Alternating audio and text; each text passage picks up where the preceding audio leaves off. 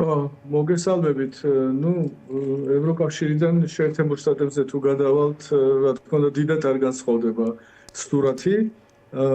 ეს არის დემოკრატიული სამყარო, დემოკრატიულ სამყაროს აქვს თავისი წესები, თავისი მოთხოვნები.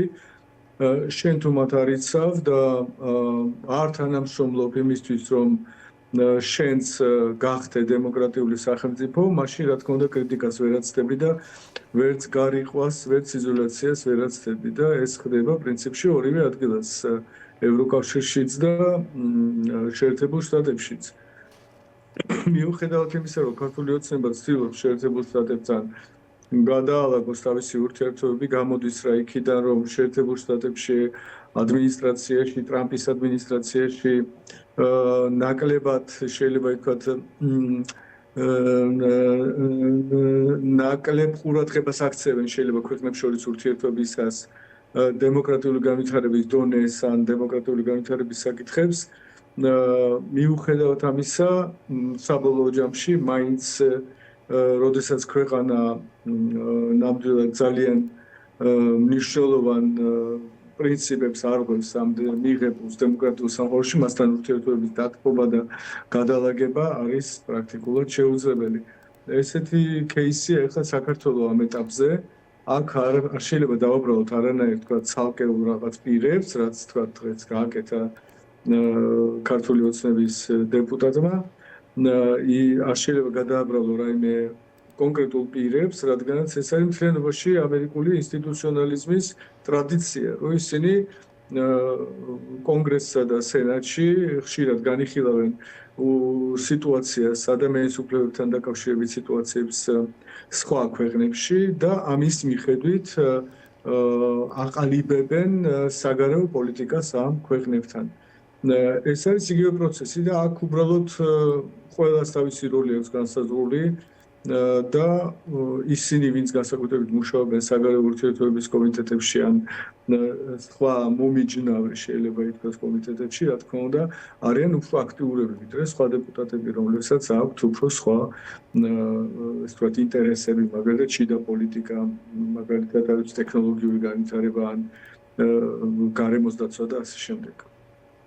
ბატონო კახო, მე ვკითხულობდი თქვენს საკმაოდ ვრცელ სტატუსს და ევროკომისიის პრეზიდენტის სიტყვის შეფასებისას თქვენ გქონდათ ასეთი ფრაზა დასავლელმა პარტნიორებმა ფაქტობრივად უკვე გაიგეს, რომ ჩვენ იგულისხმება რა თქმა უნდა საქართველოს თავისუფლებას არანაირ სიკეთეზე არ გავცვლით და თავი დაგვანებეს. რა თქმა უნდა ეს ნაწილი მცირედ სარკაზმითაც გქონდათ დაწერილი, თუმცა რატომ ფიქრობთ, რომ ჩვენმა დასავლელმა პარტნიორებმა თავი დაგვანებეს და უხეში სიტყვა უნდა ვიხსნაროთ მიგვიშვეს იმ ნებაზე, რომელსაც ქართული ოცნება მთელი ამ წელიწად ნახევრის განმავლობაში იჩენს. ავტორიტარიზმისკენ სვლას გულისხმობ. კი, რა თქმა უნდა, ეს არ არის ფრაზა, რომელიც პირდაპირ უნდა გაიგო, რა თქმა უნდა, ალეგორიებით, შეიძლება აქ ვიხსენოთ და მათ შორის ეს ფრაზა არის პრაქტიკულად პასუხი იმ გამოხდომებზე, რომელსაც ჰქონდა ადგილი ქართული ოცნების დეპუტატების მხრიდან.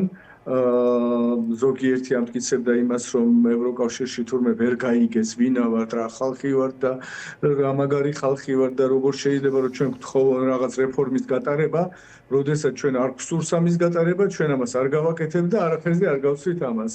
ამაზე იყო ეს პასუხი და მე მგონია ეს ყველასთვის გასაგებია, რომ ეს ევროკავშირის შეუმჩნევლად არ დარჩება და არ დარჩენილა ეს მიდგომა და ვთქვი ამას იმის გამო, რომ ურსულა ფონ დერ ლაიენმა, რომელმაც ნახევარ საათზე მეტი ილაპარაკა ძალიან ინტენსიურად, პრაქტიკულად მთელი ევროკავშირის საგარეო პოლიტიკა მისი ახალი მიმართულებები პრაქტიკულად გააშუქა თავის მიმართვაში ევროკავშირის დიპლომატების მიმართ იყო ეს, მათთვის იყო ეს გაკეთებული, რადგანაც ისინი ახორციელებენ ევროკავშირის საგარეო პოლიტიკას ყველა მიმართულებით და მან არც ერთხელ არ ახსენა საქართველოს და ახსენა მოლდოვა, უკრაინა გაფართოების კონტექსტში, მოლდოვა და უკრაინა ბალკანეთის ქვეყნებთან ერთად ახსენა პირდაპირ არ უხსენებია, მაგრამ მიანიშნა სომხეთსა და აზერბაიჯანზე ბერეფრის კონტექსტში როცა ლაპარაკობთ, რამდენად მნიშვნელოვანია ევროკავშირისთვის და კიდევ უფრო მეტ მნიშვნელობას იძენს, რა თქმა უნდა, ამ არასტაბილურობის პერიოდში სწორედ ევროპა-აზიის დერეფანი, მაგრამ მან ხაზი გაუსვა, რომ ამ დერეფანში მთავარი ესე ვთქვათ, ქვეყნები იქნებიან კავკასიაში, იქნებიან ისინი, ვინც ერთმანეთს ეომებოდნენ მრავალი წლის განმავლობაში და ეხლა ამ დერეფნის მეშვეობითო ისინი ერთმანეთთან ითანხმებოდნენ და მშვიდობას დაამყარებენ. ანუ რასაც პრაქტიკულად გულისხმობდა იმას, რომ დერეფნის უმნიშვნელოვანესი ხაზი გაივლის სომხეთსა და აზერბაიჯანზე. ხო და საქართველოს საერთოდ არ უხსენებია მას და მე არ მიკვრის ეს, რადგან ყველა საქართველოს ყველანაირ ხსენებაზე შეუძლებელია რომ კრიტიკული შენიშვნა არ გააკეთო ამ ვითარებაში და ამის შემდეგ ამას მოყვება ევროკავშირის მიმართ რაღაც ძალიან დიდი ესეთი PR კამპანია, შავი PR კამპანია და თავისთავად უკვე ევროკავშირს დაგვანებეს თავი, ანუ აღარც გვახსენებენ და ეს თავის დანებება მარტო მაგაში არ გამოიხატება ჩვენ ვიცით რომ როდესაც წინა გაფართოების ანგარიში გაკეთდა, მაშინ ჯერ კიდევ ჰქონდათ ეჭვები დაეწერათ თუ არა გაფართოების ანგარიში შეეყვანათ თუ არა საქართველოს.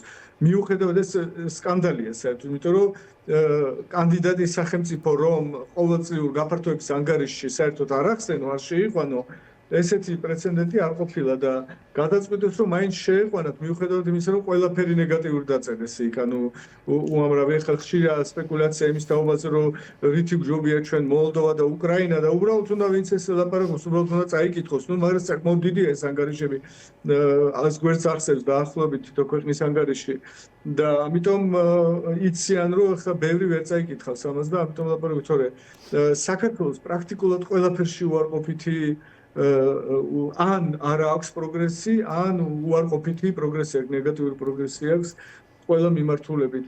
და აი მომავალ წელს უკვე როცა ნოემბერში ალბათ გაკეთდება ახალი ანგარიში, სრულიად შესაძლებელია რომ საერთოდ საქართველოს არც ახსენონ. ანუ თურქეთი, რომელს შეჩერებული აქვს თქვათ მოლაპარაკებები, გაწევრიანების მოლაპარაკებები, იმას ახსენებენ უკვე ამდენი წელია, მაგრამ საქართველოსზე შეიძლება უბრალოდ აღარც ახსენონ და ეს აი ამას ჩვენ ფაქტობრივად ვრჩებით თამაშგარე მდგომარეობაში ბატონკა ხა? ნუ ეს არაერთხელ ითქვა ნათქვამი ხო? არაერთხელ თუ იქნა უკვე დავჭით და თავს ვიმედებ. იგივე ანგარიშიც იყო ჩაწერილი ეს რომ საქართველოს კანდიდატის სტატუსი უბრალოდ ქაღალდზე კანდიდატის სტატუსია. ანუ პრაქტიკულად უკვე ფიქცია არის ეს, იმიტომ რომ თუ ამას არ აქვს რაღაცა შინაარსი და კანდიდატის სტატუსის შინაარსი რა არის? რომ შენ ხარ შესული ორმხრივ აი ესე ვთქვათ კონსულტაციებში და ურთიერთობაში ევროკავშირის ინსტიტუტებთან და ევროკავშირის წევრ ქვეყნებთან და მათთან ერთად ტრანსფორმაციას ახდენ შენი ქვეყნის ინსტიტუციური გარემოს ცვლილებას და მთლიანად ქვეყანას ესე ვთქვათ ნელ-ნელა ამსგავსებ ევროკავშირის წევრ სახელმწიფოს. თუ ეს პროცესი არ არსებობს, მაშინ კანდიდატის სტატუსი ეს არის ფიქცია. უბრალოდ არის სადღაც ქაღალდზე დაწერილი რაღაც სიტყვა, რომელსაც არ აქვს შიგთავსი. და ბატონკა ხა ბოლოს სანამ დაგემშვიდობებით ევროსკოპი ავრცელებს რამდენიმე ვარიანტს იმ რეზოლუციის ორ ვარიანტს უბრალოდ ორ ჩანაწერს იმ რეზოლუციისა რომელსაც კენჭი უნდა უყარონ ხუთშაბათს და მათ შორის ევროსკოპი წერს რომ დოკუმენტის ერთ-ერთ პუნქტში წერია რომ მოითხოვსვენ ელენე ხოშტარიას და ყველა იმ პირის დაუყოვნებლივ და უპირობო გათავისუფლებას რომლებიც დაკავებული არიან პოლიტიკურად მოტივირებული მიზეზებით ან საკუთარი ფუნდამენტური უფლებების შვიდობიანი გამოყენებისთვის. ძალიან მკაფიოა და პირდაპირი ჩანაწერი, რომელზეც ახლა ჩვენ ვლაპარაკობთ. რა შეიძლება მოჰყვეს ამ რეზოლუციის, უბრალოდ როგორი ნაბიჯი შეიძლება მოჰყვეს ამ რეზოლუციის მიღებას და დამტკიცებას საქართველოსთან მიმართებაში, თუ კი ქართული ოცნება ამჯერადაც უგულვებელყოფს ჩვენი დასავლელი პარტნიორების ღია და მკაფიო მითითებებს. ნუ გასაგებია რომ ევროპარლამენტი თავად სანქციებს არ იღებს და ევროპარლამენტი თავად არ ახორციელებს რაიმე ზომებს, ხო? თუმცა რეზოლუციები არის ერთგვარი სახელმძღვანელო დოკუმენტი ევროკავშირისთვის. კი, ძალიან სწორად გბრძანებთ. ანუ რეზოლუცია ახდენს გავლენას. ეს არის ძალიან მნიშვნელოვანი. ანუ რეზოლუცია არც ავალდებულებს, თქვათ, წევრი სახელმწიფოების ხელმძღვანელებს ან თუ გნებავთ ევროკავშირის ნებისმიერ ინსტიტუტს რომ რაღაცა გააკეთოს ესე და არა ისე, მაგრამ რეზოლუცია ახდენს გავლენას მათ გადაწყვეტილებებზე და რა თქმა უნდა ის ქმნის კლიმატს, ის ქმნის დამოკიდებულებას ევროკავშირის სხვა ინსტიტუტებში და ევროკავშირის წევრ ქვეყნებში და თუ წევრი ქვეყანა მაგალითად და შეიძლება ეს იყოს არა მარტო ევროკავშირი, შეიძლება იყოს დიდი ბრიტანეთი, შეიძლება იყოს ევროკავშირის გარემდგომი რომელიმე სახელმწიფო, ან თუ გნებავთ ევროპის საბჭო, ძალიან ხშირად ევროპის საბჭო როდესაც იღებს რაღაც რეზოლუციას და ჩვენ როგორც მოგეხსენებთ ევროპის საბჭოს წევრები ვართ, ევროსაბჭოს, როგორც ეწოდებენ ევროპის საბჭოს წევრები ვართ, ძალიან ხშირად ითვალისწინებს ევროპარლამენტის რეზოლუციას და ახსენებს თქვათ იმაში თავის გადაწყვეტილებაში ან თავის რეზოლუციაში გააჩნია რაფორმის დოკუმენტს იღებენ. ანუ ის ახდენს გავლენას თავისთავად, ამიტომ ეს არ არის მარტივი, როდესაც ეს ტრამის იღებენ და საერთოდ ისე საღიაზრი რომ თქვათ, უბრალოდ ჩავთოთ აქ, ხო? აქ ევროპარლამენტის რეზოლუცია არც არის საჭირო ვიღაცა მიხვდეს თქვათ იგივე ქართულ ოცნებაში, რომ ელენე ხოშტარიას და რა ვიცი დანარჩენი პოლიტიკური პატიმრების რა თქმა უნდა მზია ამაღლობელი და პირველ რიგში ალბათ და დანარჩენი პოლიტიკური პატიმრების ეს ყოლა უმიზეზოდ ციხეში აბსოლუტურად კონტრპროდუქტიულია. რა მიზეზით რომ არსებობდეს ზოგთან მიმართებაში ფორმალური მიზეზი, ხო? თლიანობაში კონტექსტიდან გამომდინარე, რა კონტექსტშიც მოხდა მათი დაკავება და რის გამოც თქვა თუ რომელიმე დაარღვია კიდევაც რაღაც კანონი, რის გამო დაარღვია ეს კანონი და როგორი კანონებია საერთოდ და დარღვეული და ასე შემდეგ და რა ფორმით არის გასამართლებული და როგორი მტკიცებულებებით და რანაირად და ასე შემდეგ. ყველაფერი ეს საბოლოო ჯამში, რა თქმა უნდა, საღი აზრის მქონე პოლიტიკოსები მიხვდებიან, რომ რაც მალე გაათავისუფლებენ მათ, მით უკეთესი, არა მარტო ქვეყნისთვის, არამედ თვითონ მმართველი ძალისთვის, რომელსაც ეკისრება პასუხისმგებლობა. კი ბატონო, არის მაგის ხედავთ მაგის წინაპირობას ბატონუკა ხა?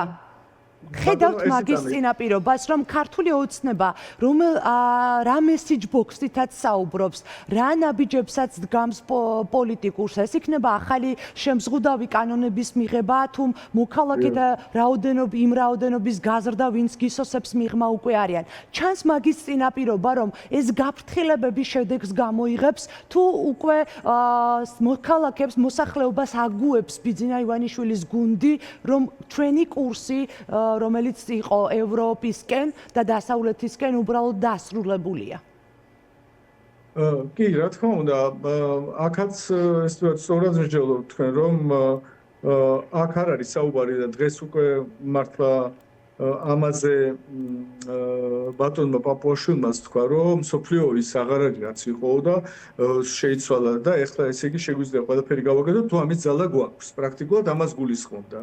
ხო, როცა ამბობდა რომ შეიცვალა მსოფლიო და ეხლა არ არის იმ წესებითო უკვე აღარ თამაშობს არავინო, როგორც იყო დამკვიდრებული ადრე. მაგალითად იყო ევროპის საბჭო კონვენციები და ვინც კონვენციას არ იცავდა, ის რაღაცნაირად იჯებოდა რაღაცა სახით. ნუ შეიძლება რბილად, მაგრამ მაინც, ხო, მაინც გვინეული იყო. და ეხლა ეს ყველაფერი არ ხდება, თუ შენ ძალა გაქვს, შენ შეგიძლია აღმართზე ახვიდე და მოხდა აღმართი, ხო?